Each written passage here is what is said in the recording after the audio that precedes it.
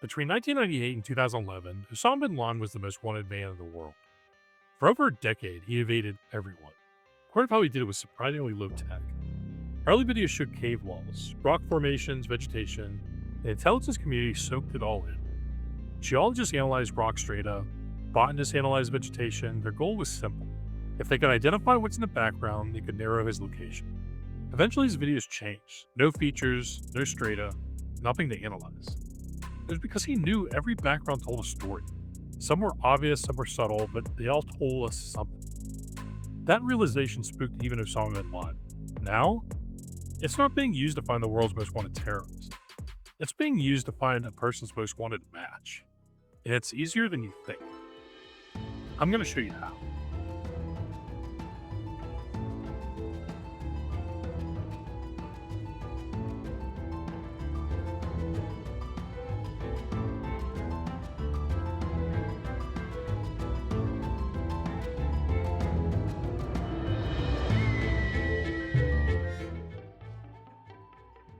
I'm Dan. I spent 22 years in the intelligence community. Now, instead of identifying targets, I help people notice what they're revealing. Last time, we looked at what your dating profile information reveals: your name, age, and zodiac sign, and how those pieces fit together into something that can lead a complete stranger directly to your friend. Today, we're getting into your photos, specifically what's hiding in the background and what someone like me can do with it. When we post our photos online, whether Instagram or Bumble, we're usually interested in what is going on before and the story we want to tell. How do I look? Am I smiling? Do I look like a defeated man on a dating app? The foreground can tell us all of these things, but the background is where the real action is. The background is where you'll find context, especially about your location. Before we go any further, there are three things I should mention. First, every profile you see in this video is fiction. I created all of them. The names, the photos, the details, nobody is being exposed to. The Creeper Apprenticeship is officially canceled. Second, I'm going to show you how this works, but not a step-by-step tutorial on how to do it to someone. There's a difference, and I'm trying to stay on the right side. Third, most of the profiles and examples I'll be using will be women's profiles. That's simply what I see more of on these apps. This is Sarah, 26, sales manager in New York City. Her bio says she's New York City born, caffeine powered, and loves bike rides and quick jogs. Now, before I even look at her photos, her profile is already handing me something useful. Sales manager, St. John's University, New York City, 2 miles from wherever I'm standing when I open this app. That's already a workable starting point, but her photos are where it gets interesting. Let's look at this the way that I would if Sarah were a high-value target. First question, inside or outside? Outside, obvious. Natural light, street level. Second question, what kind of environment? Brick buildings, iron railing, stoops, narrow street. This isn't Midtown. This isn't Upper East Side. This architecture's pretty specific. It's West Village, Manhattan. Third question, what is she doing? She's walking her bike away from the sidewalk, which means she probably just came from that direction, left to right in the frame. She's holding a coffee cup, which means there's probably a coffee place back that way, probably on a regular route. The clothes are casual. The light suggests morning. This isn't a destination photo. She didn't take the subway to the West Village for her photo shoot. This is her neighborhood, or at least one that she frequents.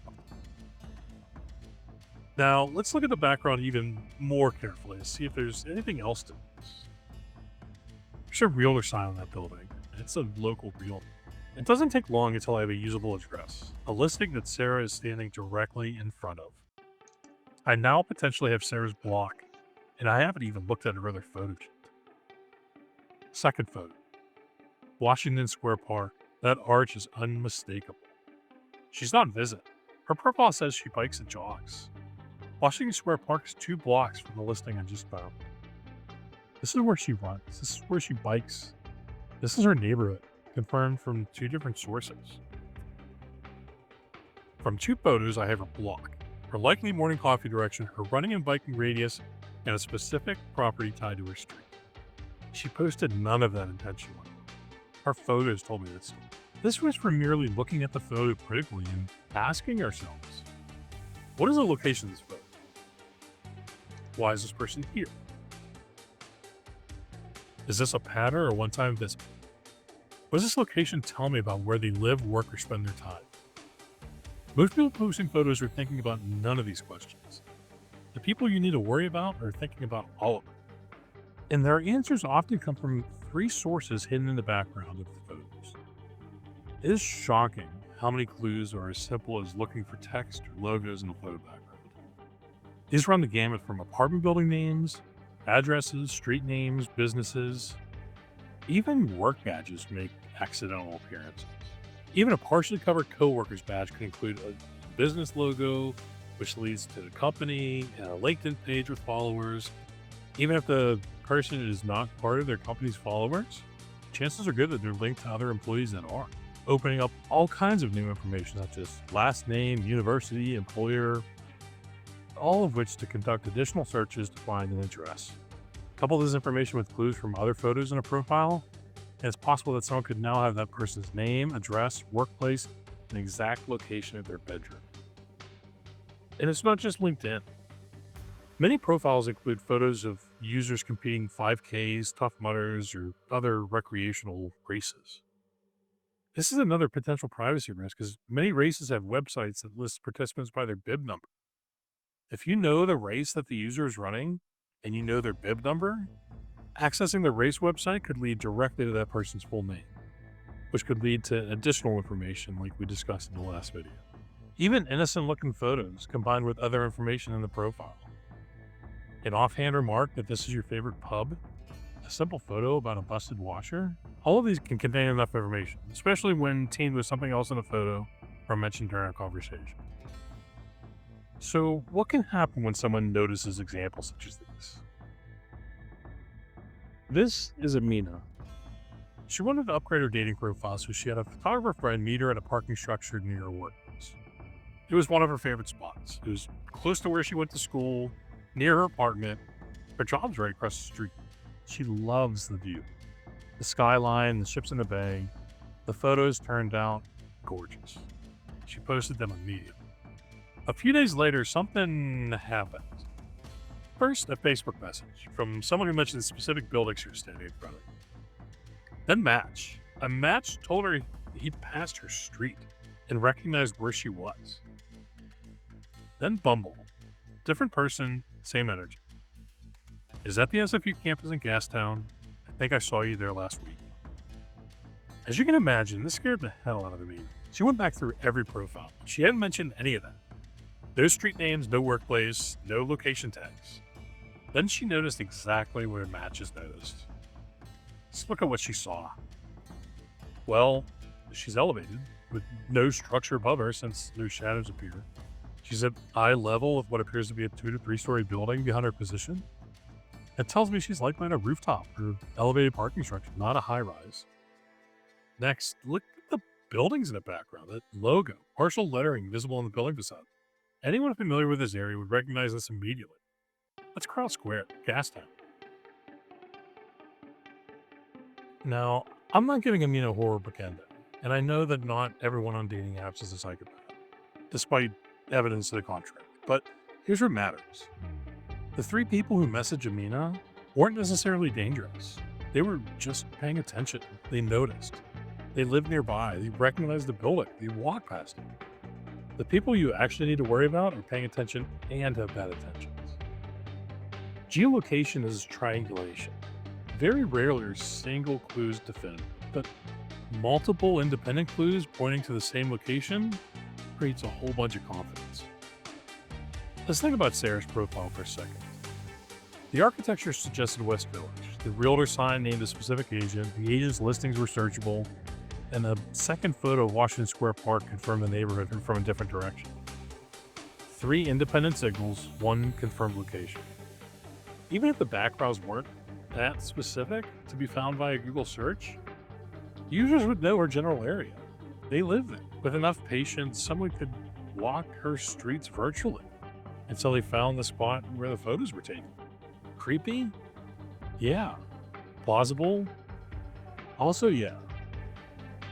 A couple more things. Your photos contain hidden data embedded directly in the file. GPS coordinates, the device you use, the exact timestamp, and a whole host of other things. This is called exit data. The good news, dating apps, Instagram, and most other sites strip this automatically when you post. So when you upload a photo to Bumble, that metadata gets removed. You're protected. But the moment you move off the app, the moment you start texting photos directly to someone you're matched with, that protection disappears entirely unless you change the settings on your phone, which, by the way, is always a good idea. Google, Yandex, TinEye, and other search engines allow users to upload photos for use in search. If you watch Jose Monkey, and you definitely should, you'd see a lot of what I'm talking about in action. You might also hear him mention how he considers reverse image searching cheap, mostly because how easily it can lead to someone's location.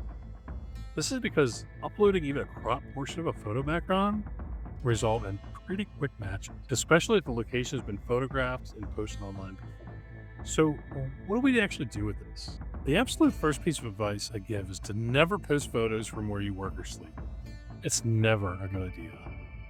Before you post a photo, spend a minute looking at the background the way that we just did. Is there anything in this scene that tells someone where I am? A landmark, a sign, a recognizable building, a partial logo, a view that narrows my location to a specific block?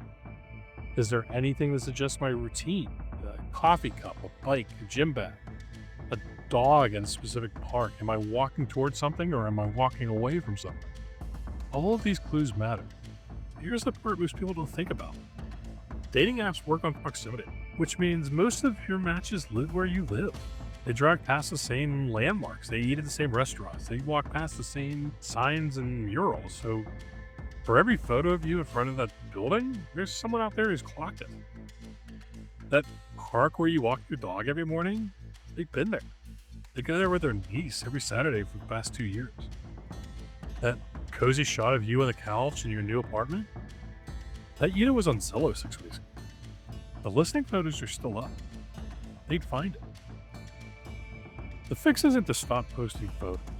The fix is to know what we're posting. Generic backgrounds give almost nothing away, but they still can be used.